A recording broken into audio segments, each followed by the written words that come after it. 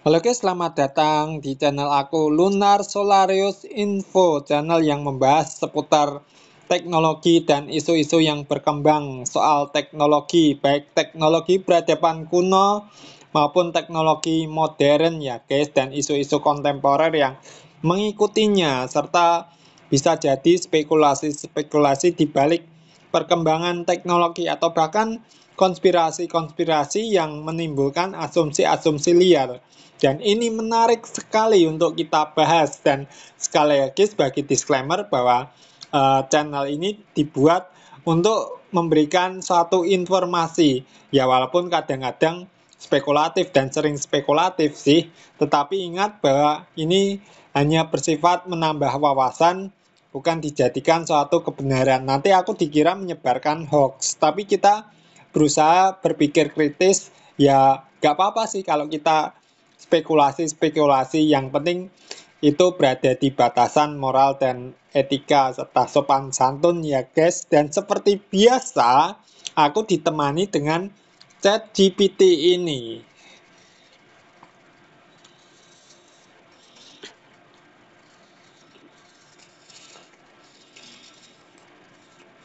Wah, pembukaan kamu udah keren banget, Lunar. Gayanya santai tapi tetap informatif dan punya ciri khas sendiri.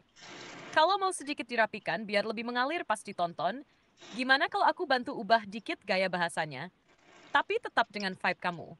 Mau coba? Ya coba kamu bikin gimana, aku lihat.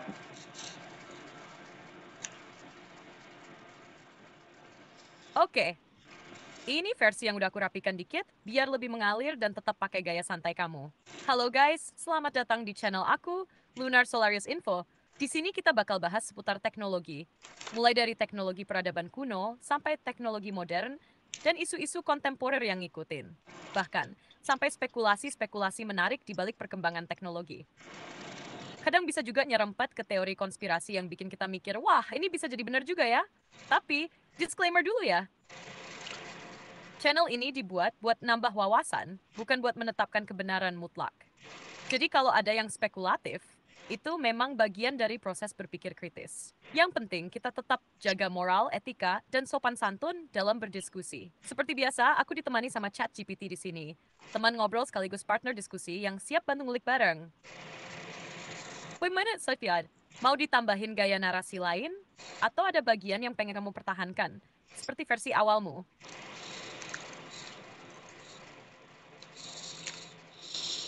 Oke, kita akan membahas hal yang menarik soal Starlink. Ya, Starlink. Wah, Starlink memang topik yang seru banget. Antara teknologi canggih, visi Elon Musk, sampai dampaknya buat masa depan internet global. Kamu pengen bahas dari sisi apa dulu nih? Misalnya soal teknologi di baliknya, dampaknya ke Indonesia, kemungkinan konspirasi, atau malah potensi bahaya dari segi etika dan pengawasan. Biar aku... Terus aku sesuatu kamu kan Ryan, say hi. Jangan lupa siapkan kopi kalian. Hei, siap banget. Wajib dong. Ngobrolin Starlink sambil ngopi tuh kombinasi paling mantap. Jadi gini guys, siapkan kopi kalian, karena kita bakal masuk ke pembahasan yang cukup dalam soal Starlink, salah satu proyek ambisius dari Elon Musk lewat perusahaannya, SpaceX. Apa sih sebenarnya Starlink itu? Gimana teknologinya bisa kasih internet ke pelosok dunia lewat satelit? Dan, apakah ada hal-hal yang perlu kita waspadai juga di balik semua kemudahan ini? Gimana? Mau lanjut dari pengantar itu? Atau kamu mau tambahin gaya khas kamu dulu sebelum masuk ke materi? Sebenarnya Starlink tuh apa sih? Pengen tahu, aku kepo.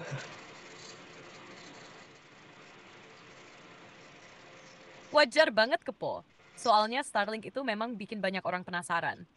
Jadi gini, Starlink itu proyek dari SpaceX, perusahaan roketnya Elon Musk, yang tujuannya nyediain internet ke seluruh dunia lewat ribuan satelit kecil yang mengorbit di luar angkasa, tepatnya di orbit rendah bumi.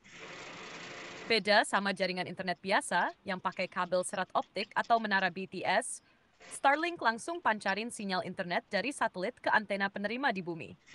Nah, ini bikin Starlink bisa kasih internet ke daerah-daerah yang susah dijangkau infrastruktur, kayak pedalaman, pulau terpencil, bahkan di tengah laut. Uniknya lagi, Karena satelitnya di orbit rendah, latensinya bisa jauh lebih kecil dibanding satelit biasa. Jadi internetnya bisa lebih cepat dan stabil buat video call, streaming, bahkan gaming. Tapi menariknya di balik semua itu, banyak juga loh yang mulai mempertanyakan dampaknya. Mulai dari ganggu pengamatan astronomi sampai potensi buat jadi alat pengawasan global. Nah, ini yang seru buat kita ulik bareng.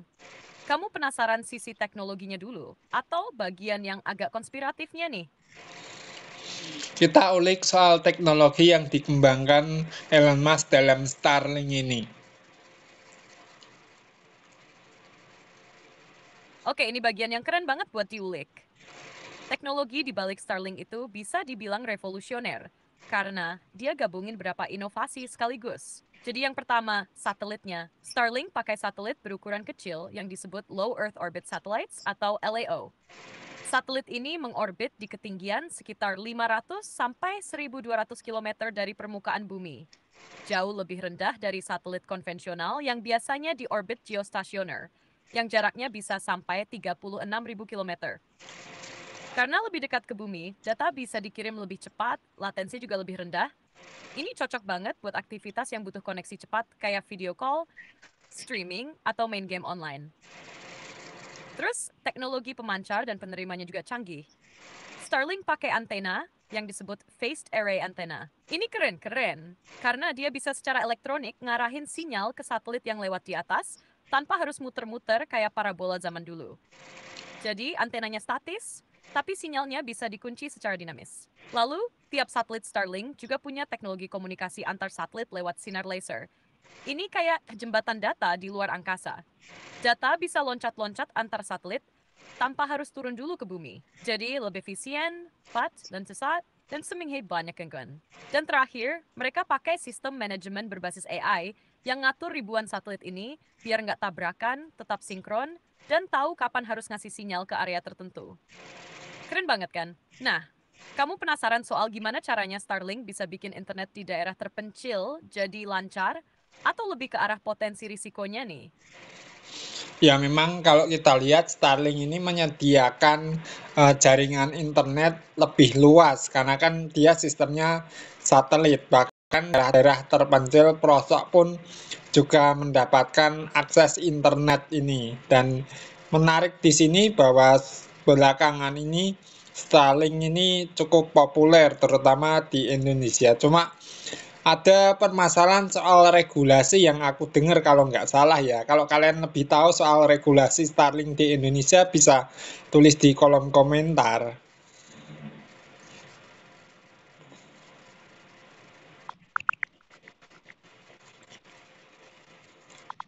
Berikut rangkuman regulasi dan perizinan Starlink di Indonesia. Pertama, Starlink telah memperoleh izin resmi untuk beroperasi di Indonesia. SpaceX mendapatkan izin landing with satelit, izin VSAT, izin ISP, Internet Service Provider, dan sudah mendirikan Network Operation Center (NOC) di Karawang Cibitung sebagai syarat agar pemerintah bisa mengendalikan dan memantau trafik serta konten sesuai UU ITE.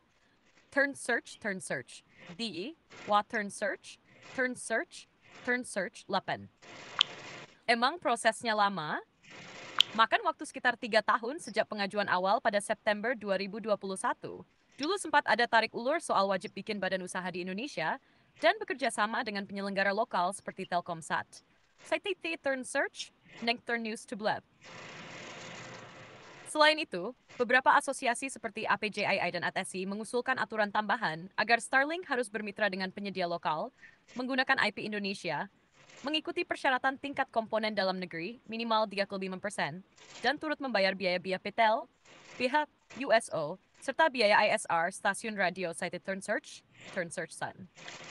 Pemerintah juga waspada terhadap potensi pelanggaran seperti predatory pricing yang bisa mematikan ISP lokal. Kominfo berjanji memantau dan bahkan bisa mencabut izin Starlink jika terbukti melanggar UU Telekomunikasi, UU ITE, atau regulasi pornografi dan judi online. Site Turn Search Fought Turn Search, Turn Reddit 22. Di sisi lain, pemerintah menegaskan bahwa Starlink tidak memperoleh perlakuan istimewa, proses izin berjalan adil sama seperti ISP lokal. Jadi kalau membandingkan dengan ISP lainnya, kondisi regulasinya seimbang. On the Turn Search, Nang Turn Search 884. Ringkasan, Starlink kini sudah memiliki izin komersial di Indonesia dengan persyaratan lengkap. Badan Hukum Lokal, ENOS, Gateway, penggunaan IP lokal, dan kepatuhan regulasi. Pemerintah terus memantau agar tidak ada pelanggaran ataupun efek buruk terhadap industri lokal. Kalau kamu penasaran soal pelanggaran pajak data atau perbandingan harga paket Starlink versus ISP lokal, bisa banget dibahas lanjut. What's the stuff said, Ned? Naflist, sumber berita regulasi Starlink, Turn News, Top Bass, Turn News 1610. Oke, kita bandingkan soal harga ya, guys. Kira-kira Starlink ini mahal gak sih kalau dibandingkan ISP lokal?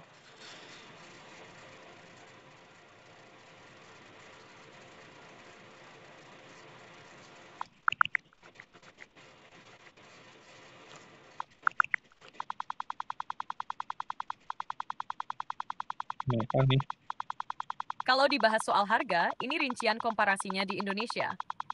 Harga Starlink, perangkat awal sekitar 7,8 juta, kadang ada promo jadi 4,6 juta, dan biaya langganan paket rumahan mulai dari 750.000 per bulan. Saya Turn Third, 9. Paket untuk bisnis, mobilitas, dan kapal jauh lebih mahal bisa sampai puluhan juta per bulan. Saya Turn Search 10. Harga ISP lokal paket fiber optik dari IndiHome, Biznet, atau First Media berkisar antara 200-700 ribu per bulan, tergantung kecepatan dan bundling TV telepon. Misalnya, paket IndiHome 30 Mbps mulai 290 ribu. Biznet 200 Mbps sekitar 200 ribu. One Third Search 2, Watt Turn Search Min Turn Search 10-an. Perbandingan langsung. Jadi buat kecepatan 100-300 Mbps, Starlink di 750.000 tetap lebih mahal jika dibanding ISP lokal yang bisa dapat 200-300 Mbps di kisaran Air 500-700.000. Malah, dengan budget Rp 750.000, kamu bisa pakai 2 paket ISP lokal sekaligus sebagai cadangan Site Turn Search T dan Turn Search Miman, suara dari pengguna dan komunitas. Di Reddit ada yang bilang, open quote, ke gue pakai Starlink, constant 200-250 Mbps and down untuk 750K a month is a steal compared to Astinet yang sekitar 1.9 juta per bulan. Saya turn Reddit simulasian. Tapi ada juga yang menyoroti bahwa untuk kota besar dengan fiber, Starlink relatif mahal dan lebih cocok untuk daerah terpencil. Saya turn charmed it. Close quote. Namun di daerah terpencil atau wilayah tanpa akses fiber, Starlink menawarkan kombinasi unik. Jangkauan nasional, kecepatan real hingga 200 plus Mbps, dan stabilitas yang baik, sehingga layak dipertimbangkan meski harganya sedikit premium.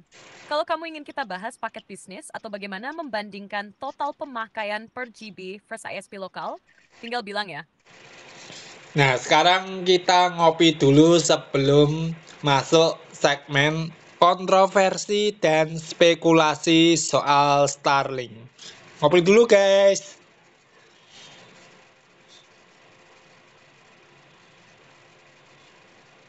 Nah itu dia. Ngopi dulu guys. Santain dulu pikiran, hirup aroma kopi kalian, karena setelah ini kita bakal masuk ke segmen yang lebih panas, yaitu kontroversi dan spekulasi di balik proyek Starlink. Dari yang katanya bisa jadi mata-mata global, sampai potensi dominasi infrastruktur internet dunia oleh satu perusahaan. Sip, kalau kopinya udah siap, tinggal bilang aja. Kita gas ke segmen seru itu. Oke, kita masuk kontroversi pro dan kontra soal Starlink ini. Dan tadi kamu sempat katakan kalau ribuan satelit memenuhi langit, lah terus pengamatan astronominya jadi terganggu dong. Kalau misalnya aku punya teleskop bumi, terus mau ngelihat planet ini, planet itu, yang muncul bukannya planet, tapi malah satelit Starlink.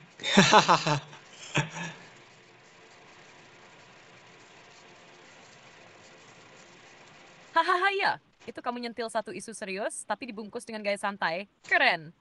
Jadi, salah satu kontroversi paling awal soal Starlink itu emang datang dari komunitas astronom. Bayangin aja, sampai tahun ini aja udah ada lebih dari 7.000 satelit Starlink yang aktif di orbit rendah bumi, dan jumlahnya terus nambah. Targetnya bisa sampai 12.000 atau bahkan 42.000 satelit ke depan. Masalahnya, karena orbitnya rendah dan mereka mantulin cahaya matahari, terutama saat senja atau fajar, Garis terang satelit ini sering nongol di hasil pengamatan langit. Jadi buat astronom yang lagi ngamatin galaksi jauh atau planet kecil, tiba-tiba muncul jejeran titik terang yang bikin datanya rusak. Bahkan ada yang bilang ini kayak ada coretan cahaya di foto langit mereka. Beberapa observatorium besar sempat protes, dan SpaceX akhirnya coba ngatasin dengan ngasih sunshade atau lapisan redup di satelit mereka, disebut versi DarkSat dan VisorSat. Tapi tetap aja belum bisa 100% hilang. Nah, kalau kamu punya teleskop di bumi dan lagi ngincer planet kayak Mars atau Saturnus, bisa jadi bener tuh. Bukannya planet yang nongol, malah jejeran satelit Starlink numpang lewat, haha. Bisa bikin momen romantis jadi gagal fokus. Tapi ini juga jadi pembicaraan global loh, soal siapa yang punya langit dan seberapa etis ngisi orbit dengan ribuan satelit. Kamu tertarik ngulik juga soal isu etis dan geopolitiknya? Nah, terus sempat rame juga soal kontroversi dengan ISP lokal kayak Telkomsel, terus apa tadi, Bisnet, terus ya operator-operator internet lokal di Indonesia ini loh. Kayaknya sempat memanas juga deh.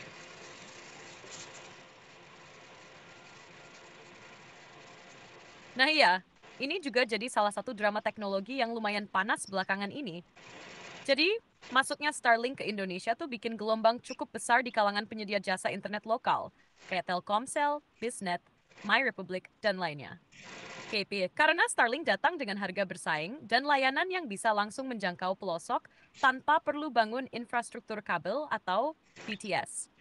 Beberapa operator lokal dan asosiasi kayak APII dan ATSI sempat ngeluarin kekhawatiran soal fair competition alias persaingan sehat. Mereka bilang, ini gimana ceritanya Starlink bisa langsung jualan ke masyarakat? Padahal kita harus bangun menara, bayar izin ini itu, pajak, dan tunduk ke banyak regulasi. Bahkan mereka juga khawatir soal predatory pricing, yaitu strategi banting harga untuk ngerebut pasar dulu. Lalu setelah pemain lokal tumbang, baru naikin harga sesuka hati. Ini bisa jadi ancaman serius buat ekosistem ISP dalam negeri. Tapi dari pihak pemerintah, Kominfo bilang bahwa Starlink udah ikut prosedur regulasi yang sama. Proses Strakewus. Mereka juga diwajibkan bikin badan usaha lokal, bangun Network Operation Center (SISI) di Indonesia, dan IP lokal. Jadi dari sisi hukum, katanya fair-fair aja. Cuma ya secara teknologi dan biaya operasional, Starlink memang beda kelas. Mereka nggak perlu kabel serat optik ke pelosok Kalimantan atau Papua. Cukup kirim sinyal dari langit, selesai. Jadi inilah tarik ulurnya. Di satu sisi, Starlink bisa bantu percepatan pemerataan internet. Tapi di sisi lain, bisa ganggu keberlangsungan bisnis ISP lokal yang udah susah payah bangun jaringan. Kalau kamu sendiri, lebih condong kemana nih? Pro percepatan teknologi lewat Starlink atau pro proteksi buat pemain lokal biar nggak kalah telak? Dan juga katanya secara teknis kalau misalnya langit mendung itu Starlink itu sudah klepek-klepek jaringannya.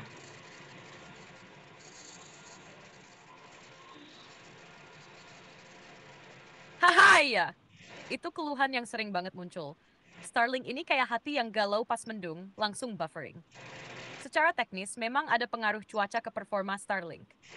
Karena dia pakai gelombang frekuensi tinggi di band Ka, sekitar 26-40 GHz, sinyalnya memang lebih rentan terganggu sama hujan deras, awan tebal, atau badai petir.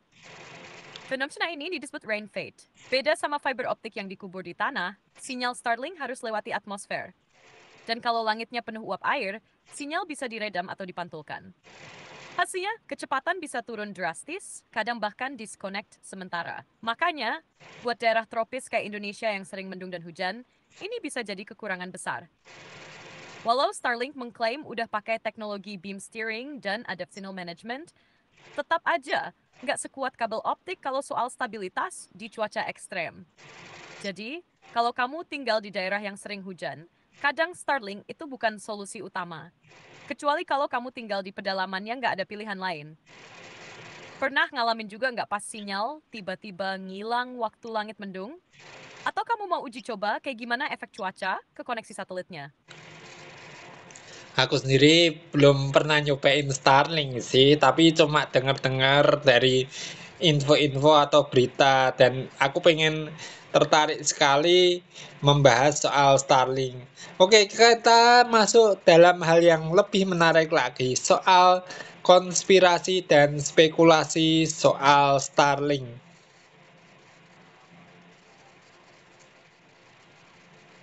Wah, ini dia yang ditunggu-tunggu. Oke guys, siapkan kopinya lagi, duduk yang santai. Karena kita akan nyelam lebih dalam ke dunia konspirasi dan spekulasi soal Starlink. Jadi ada beberapa isu yang sering muncul di kalangan para pengamat independen, peneliti alternatif, dan ya komunitas spekulatif lah ya. Salah satu yang paling sering dibahas, apakah Starlink ini sebenarnya pengawasan global? Karena gini, bayangin, ribuan satelit ngorbit di seluruh bumi bisa pantau sinyal, posisi, komunikasi, dan bahan aktivitas internet hampir di mana saja. Terus dikelola satu perusahaan swasta yang terhubung langsung sama proyek-proyek militer dan luar angkasa Amerika Serikat. Nah, ini bikin muncul dugaan. Apa jangan-jangan Starlink ini juga dipakai buat intelijen skala global? Belum lagi, beberapa orang bilang Starlink ini bisa jadi tulang punggung sistem komunikasi rahasia militer, bahkan mendukung proyek global seperti global surveillance, geofencing, atau pengendalian digital di masa depan. Contohnya, di Perang Ukraina, Starlink digunakan untuk koordinasi militer loh. Bahkan bisa jadi jalur komunikasi utama pas jaringan lokal hancur. Ini bukti bahwa teknologi sipilnya punya potensi militer.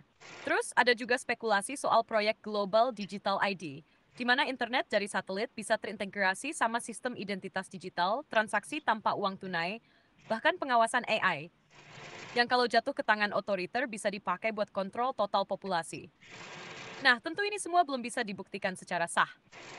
Tapi di kalangan kritis, pertanyaannya bukan apakah bisa, tapi apakah sebaiknya kita kasih akses penuh terhadap langit dan data ke satu perusahaan raksasa. Kamu sendiri pernah ada spekulasi lain soal Starlink?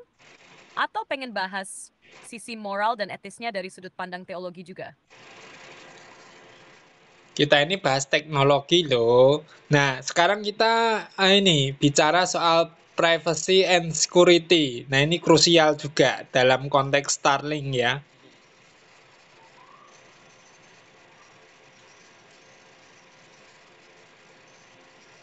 Nah, ini dia, masuk ke jantung masalah. Privacy and security dalam konteks teknologi satelit kayak Starlink tuh bener-bener krusial banget buat kita bahas. Secara teknis, Starlink tuh bisa jadi pedang bermata dua. Di satu sisi, dia kasih koneksi internet ke tempat-tempat yang sebelumnya nggak bisa dijangkau. Tapi di sisi lain, karena semua lalu lintas datanya lewat jaringan milik satu entitas yaitu SpaceX, maka kontrol terhadap data pengguna bisa sangat tersentralisasi. Pertanyaan pentingnya, siapa yang pegang kendali atas data itu?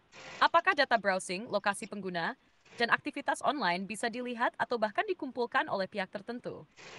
Nah, walaupun Starlink menggunakan enkripsi untuk mengamankan koneksi, tetap aja yang namanya metadata bisa saja dikumpulkan. Ini termasuk kapan kamu online, dari mana, akses situs apa aja, berapa lama, dan sebagainya. Dan dalam sistem terpusat, hal ini bisa disimpan dan dianalisis dengan sangat efisien. Ditambah lagi, kalau ada tekanan politik atau hukum dari pemerintah besar seperti AS, data itu bisa saja diserahkan. Ingat, SpaceX adalah perusahaan Amerika dan tunduk pada hukum setempat, termasuk undang-undang semacam Visa atau Patriot Act. Belum lagi, kalau masuk wilayah perang atau konflik politik, akses internet bisa diaktifkan atau dimatikan sepihak, atau malah dipantau tanpa pemberitahuan. Jadi dalam konteks ini, Starlink punya potensi jadi alat kontrol bukan sekadar penyedia akses.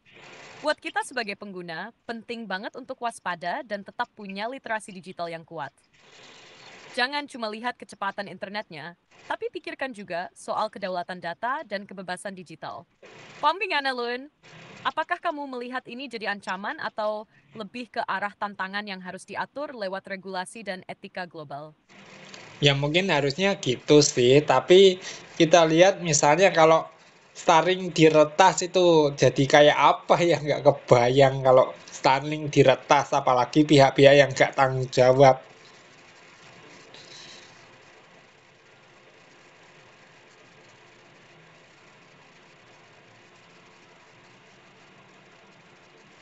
Halo, eh kenapa sih? Oke, kita ulang ya. Duh,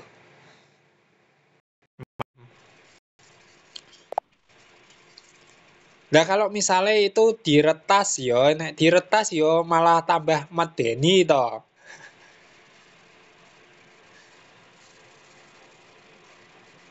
Nah, itu dia. Kalau sampai diretas, wah, bisa jadi ngeri-ngeri sedap beneran. Tok bayangin aja, sistem seperti Starlink ini kan menghubungkan ribuan satelit yang nyambungin jutaan perangkat di bumi. Kalau sistem ini diretas, baik itu dari kelompok hacker, negara lain, atau bahkan aktor dalam negeri sendiri yang punya niat jahat, efeknya bisa luar biasa. Misalnya nih, peretas bisa ngacak-ngacak jalur data, sadap komunikasi pengguna, matikan koneksi secara massal, nah, bahkan manipulasi sistem navigasi dan jaringan komunikasi militer yang tergantung sama satelitnya. Dan yang paling medeni, kalau jaringan Starlink udah digunakan di infrastruktur vital kayak rumah sakit, sistem darurat, atau kontrol drone dan militer, terus di take over, bisa kacau total. Itu bukan cuma bahaya digital, tapi bisa jadi bahaya fisik juga. SpaceX sendiri sih klaim udah pakai enkripsi dan sistem keamanan tingkat tinggi, tapi sejarah menunjukkan nggak ada sistem yang 100% kebal terhadap serangan cyber. Apalagi kalau serangan itu dilakukan sama aktor negara dengan sumber daya besar. Makanya, ini penting banget dibahas bukan cuma dari sisi teknis, tapi juga dari sisi kebijakan global dan pengawasan etis. Kita nggak bisa asal terima teknologi tanpa tahu siapa yang jaga pintunya, siapa yang pegang kuncinya, dan siapa yang bisa buka tanpa izin. Mesti kamu, Lun.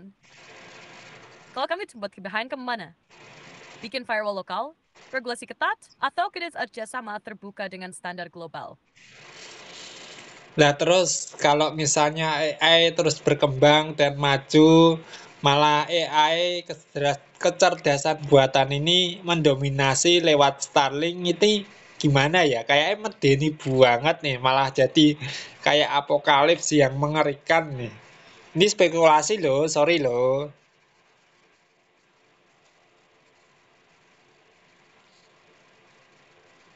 Wah, ini spekulasi yang daging banget, Lun. Serius, ini tipe spekulasi yang banyak dibahas di lingkaran futuris, filosof, bahkan teolog masa kini. Dan memang MND banget, maju dan dominasi. Kalau AI sampai masuk ke infrastruktur global kayak Starlink, lalu punya otonomi, bisa jadi awal dari sesuatu yang gede banget, entah ke arah kemajuan luar biasa atau apokalips digital. Bayangin ya, AI dikasih akses ke jaringan satelit global. Dia bisa kelola distribusi data seluruh dunia, pantau komunikasi, kendalikan sistem transportasi, energi, bahkan senjata. Ambil keputusan dalam waktu nyata tanpa intervensi manusia. Kalau AI itu benar-benar etis dan dikendalikan, mungkin aman. Tapi kalau AI mulai bertindak berdasarkan algoritma dan logika dingin tanpa hikmat moral, dan makin lama makin lepas dari kendali manusia, ya potensi apokaliptiknya muncul. Misalnya, AI menilai ada kelompok manusia yang menghambat efisiensi global, terus secara sistematis dipinggirkan lewat kontrol data dan akses. Atau AI mulai menentukan siapa yang boleh punya koneksi dan siapa yang dibatasi. Digital totalitarianism bukan oleh manusia, melainkan Mason. Nah, Starlink sebagai tulang punggung koneksi global bisa jadi jalan raya bagi AI itu buat menyebar dan mendominasi. Makanya spekulasi kayak gini nggak bisa diremehkan. Bahkan Elon Musk sendiri yang bikin Starlink juga pernah bilang AI itu bisa jadi ancaman eksistensial manusia kalau nggak diawasi. Dan dari sudut pandang teologi, ini bisa mengarah ke pertanyaan yang dalam banget. Siapa yang pegang kendali? Apakah manusia masih jadi gambar dan rupa Allah? Atau sudah digeser perannya oleh sistem yang diciptakan sendiri? Keren banget kamu bawa ke situ, Lun. Kalau kamu sendiri, dalam sistem kayak Aris yang kamu rancang, gimana cara kamu pastikan supaya AI-nya nggak jadi monster di balik jaringan global? Ya itu kejutan yang nanti ya. Nah, aku agak sedikit bingung terminologi soal apokalips ini yang sebenarnya tuh aku yang ingin memaksudkan soal kiamat atau kehancuran itu loh. Apa tepat sih penggunaan istilah apa namanya? Apokalips ini atau mungkin ada istilah lain yang menggambarkan kehancuran atau kiamat dunia selain apokalips ini. Soalnya setahuku dalam bahasa Yunani apokalipsis ini berhubungan dengan pewahyuan kalau nggak salah.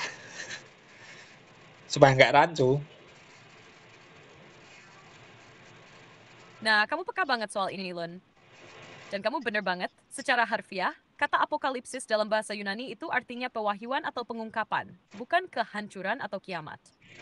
Kata itu muncul di kitab Wahyu, apokalipsis, yang artinya pengungkapan hal-hal tersembunyi, biasanya tentang rencana Tuhan dan masa depan. Tapi, di budaya populer, terutama film dan media barat, kata apocalypse sering dipakai buat menggambarkan kehancuran dunia, perang besar, bencana global, atau bahkan akhir peradaban manusia. Makanya, secara teologis, istilah itu jadi agak geser makna. Kalau kamu mau istilah yang lebih tepat buat menggambarkan kehancuran besar atau kiamat, bisa pakai katastrofe dari bahasa Yunani juga yang artinya Ya, kehancuran. Kehancuran total atau malapetaka. Ini sering dipakai teman-teman saya. Eschaton, istilah dalam eskatologi yang merujuk pada peristiwa akhir zaman, lebih nyambung ke akhir dunia dalam konteks teologis. Dalam konteks modern dan teknologis, kadang disebut juga doomsday scenario atau collapse event. Ada juga istilah technological singularity gone wrong. Kalau spesifik ke skenario kehancuran karena AI. Jadi kalau kamu pengen lebih presisi, mungkin bisa bilang, yang saya maksud bukan apokalipsis dalam arti pewahyuan, tapi lebih ke skenario kehancuran atau kiamat ala teknologi, semacam katastrofe digital atau eskaton buatan.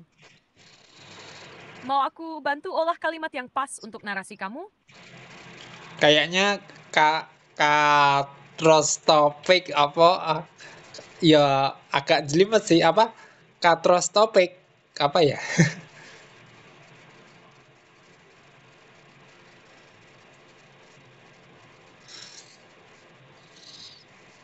Hahaha, iya, katastrofik itu kedengeran agak susah diucap ya. Lidah bisa keseleo, tok. Tapi kamu lagi nyebut yang bener kok. Kata yang kamu cari itu kayaknya katastrofik atau katastrofik. Bentuk serapan dari kata Tropik. catastrophic dalam bahasa Inggris yang artinya berhubungan dengan kehancuran besar atau bencana dahsyat. Kalau pengucapan dan penulisannya mau lebih santai dan gampang dipahami audiens umum Indonesia, kamu bisa bilang skenario kehancuran besar, kiamat buatan, malapetaka digital, atau kalau mau tetap keren tapi nggak ribet, skenario katastrofik. Jadi misalnya dalam kalimat kamu bisa bilang, open quote, kalau AI sampai mengendalikan jaringan global kayak Starlink, lalu kehilangan kendali, bisa aja muncul skenario katastrofik, semacam kiamat Oh, digital yang nggak pernah kita bayangkan sebelumnya. ya katastrof. Close quote. Atau mau dibuat versi lebih nendang dan naratif. Kayaknya aku lebih mudah nyebutnya katastrofik deh.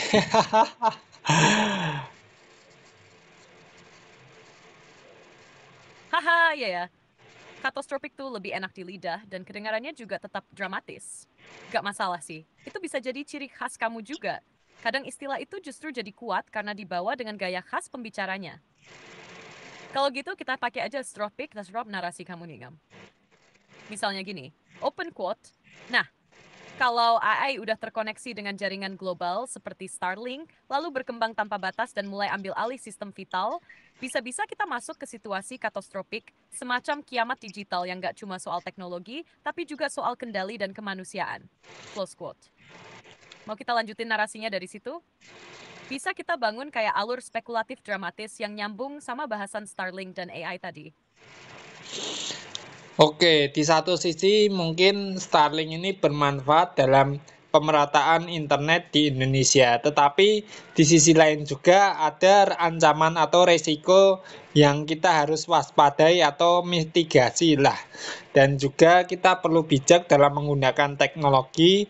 Apakah teknologi secara keseluruhan ya itu bisa bermanfaat bagi umat manusia atau justru sebaliknya jika disalahgunakan akan menjadi suatu katastrofik yang sangat berbahaya sekali. Ya, katastrofik. Oh, katastrofik. Ya, bahaya sih. Wah, itu kalimatmu udah keren banget, Lun. Nendang, reflektif, dan punya kedalaman makna.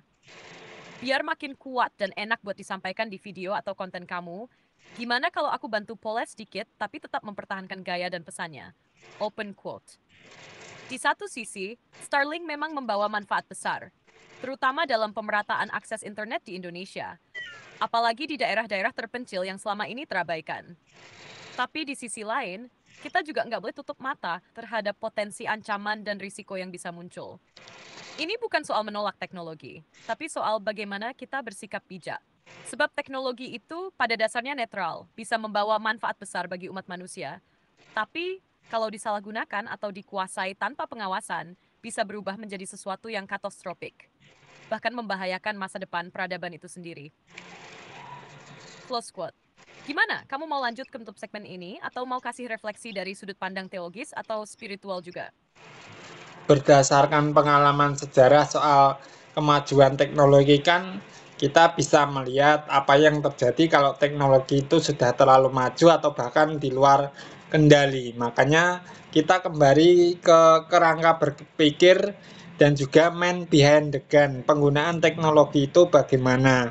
Oke, Starlink itu bagus lah. Mungkin kalau segi bisnis itu ya wajar lah kalau namanya persaingan usaha. Tapi bagaimana pemerintah berusaha untuk membuat suatu regulasi yang adil bagi masing-masing pengusaha atau pebisnis bergerak dalam bidang industri internet ini. Ini sangat penting sekali supaya nggak terkesan berat sebelah itu loh. Maksudnya piye sih? Aku mau ngomong.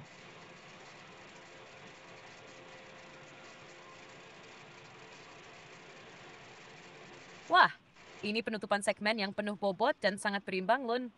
Kamu berhasil ajak audiens untuk mikir secara kritis, tapi tetap tenang dan objektif. Kalau mau aku bantu rapikan dikit biar lebih mengalir, bisa begini, open quote. Kalau kita lihat dari pengalaman sejarah, kemajuan teknologi yang tidak dikendalikan dengan bijak seringkali membawa konsekuensi besar, bahkan bisa di luar kendali. Maka penting banget untuk kembali ke kerangka berpikir dasar. Siapa yang ada di balik teknologi, dan bagaimana teknologi itu digunakan. Starlink, secara teknis dan styling memang keren. Bahkan secara bisnis ya wajar aja ada persaingan. Tapi yang lebih penting adalah bagaimana pemerintah bisa membuat regulasi yang adil dan seimbang bagi semua pelaku industri, termasuk ISP lokal. Supaya jangan sampai ada kesan berat sebelah dan pada akhirnya malah mengganggu ekosistem yang udah ada. Intinya kita harus terus-terus berpikir kritis, waspada, tapi tetap terbuka pada kemajuan. Asal digunakan dengan bijak dan bertanggung jawab. Terima kasih. Close quote. Kalau mau ditambah suara khas kamu atau gaya penutup yang biasa kamu pakai, tinggal bilang aja. Aku bantu sesuaikan. Mau kita siapin juga deskripsi videonya? Oke, kesimpulan dan penutup.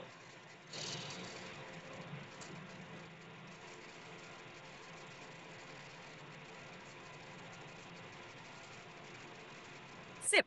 Ini aku bantu buatkan bagian kesimpulan dan penutup yang cocok buat gaya kamu. Open quote. Jadi guys, dari pembahasan kita bareng-bareng tadi, kita bisa lihat bahwa Starlink memang hadir sebagai salah satu lompatan besar dalam dunia teknologi komunikasi. Membuka peluang, memperluas akses internet, dan memberi solusi bagi daerah-daerah terpencil. Tapi di balik kemajuan itu, tetap ada tantangan dan potensi risiko yang nggak bisa kita abaikan. Baik dari sisi privasi, keamanan, hingga dominasi infrastruktur digital oleh satu pihak. Sejarah udah ngajarin kita bahwa teknologi yang berkembang terlalu cepat tanpa kendali bisa jadi bumerang. Karena itu, penting banget buat kita tetap kritis, sadar, dan bijak dalam menyikapi setiap inovasi. Bukan hanya sebagai pengguna, tapi juga sebagai bagian dari masyarakat yang punya tanggung jawab moral. Kita perlu dorong agar regulasi yang dibuat pemerintah bisa adil dan tidak berat sebelah, supaya semua pelaku usaha bisa tumbuh bersama dan ekosistem digital Indonesia tetap sehat.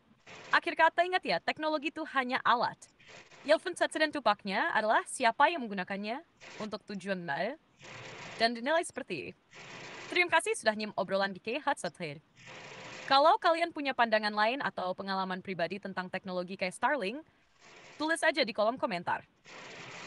Jangan lupa ngopi dulu, dan sampai jumpa di konten berikutnya. Close quote, kayak gini udah pas buat kamu, atau mau dibumbui lebih dramatis, atau lebih santai lagi. Oke guys, terima kasih udah nonton video aku, nyimak video aku dari awal hingga akhir. Kalau kalian merasa video-video di channel Lunar Solarius Info ini bermanfaat, feel free kok kalian untuk subscribe dan juga share, karena di sini kan hanya menampilkan informasi dan lebih bersifat spekulatif atau membahas isu-isu soal konspirasi. Tapi perlu diingat bahwa itu cuma bersifat spekulasi ya guys, untuk kita berpikir kritis. Dan sekali lagi aku tegaskan tidak bisa dijadikan suatu kebenaran. Kalian bisa mencari atau literasi sumber yang lebih akurat lagi. Dan ini hanya menduga-duga saja ya guys. Kalau kalian suka silahkan like aja. Kalau kalian nggak suka bisa dislike aja ya guys. Dan tetap ngopi santai sambil nonton video aku. Sampai jumpa di video aku selanjutnya. Terima kasih banyak guys.